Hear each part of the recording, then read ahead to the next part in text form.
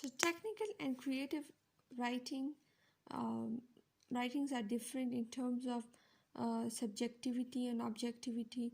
So these four maxims can be followed in objective writings or in the conversation in which the purpose is to convey the information objectively, to convey just the information, instructions, or the definitions or things that are treated as straightforward or taken for granted.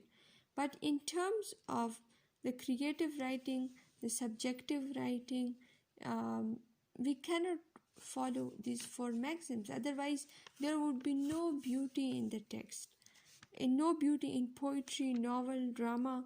So that's why that thing point is important to consider, that implicatures have certain advantages as well. They create humor in the text. This is one of the greatest advantages.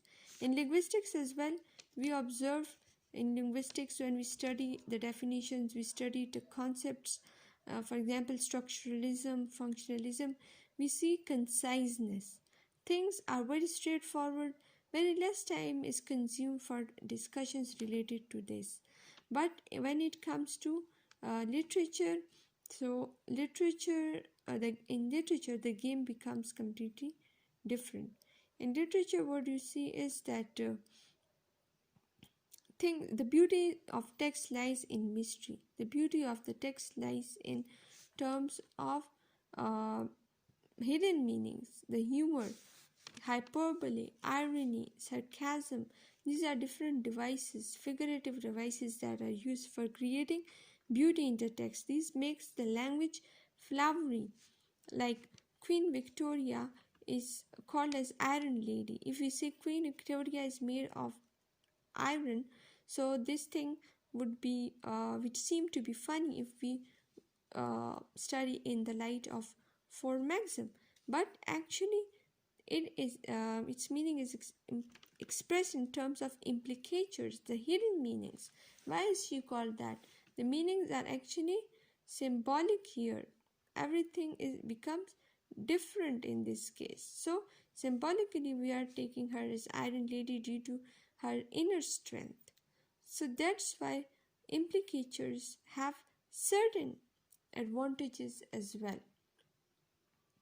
For example, Grice gave an example of a professor who was asked to write a letter of recommendation for a recent PhD who was applying for a teaching position. Suppose that letter went like this: Dear colleague, Mr. John J. Jones have asked me to write a letter on his behalf. Let me say that Mr. Jones is unfailingly polite, is neatly dressed all the times, and is always on time for his classes. Sincerely yours, Harry H. Homer.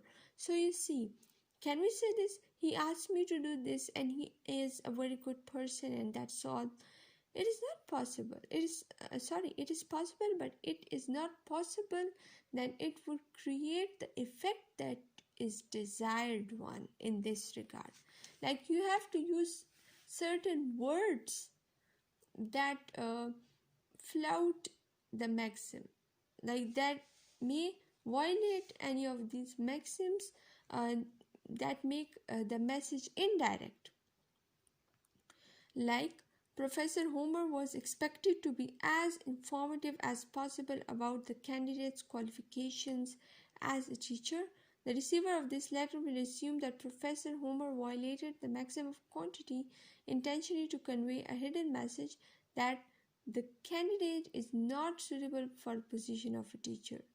Like here we see, he has tried to convey the message, but when he says that he's neatly dressed, he's very polite, these are not actually the things that convey the message. They should have highlighted the qualification, the perspective, like the aspects which could bring benefit to that organization. So the conclusion is the violation of maxim of quantity resulted in the implicature that the student was not a good candidate for the announced position. Here we see the required quantity of information is not there. Unnecessary information is there, and implication is there. That's why he has given a message, um, a hidden message, that do not do that. Do not take him as a teacher.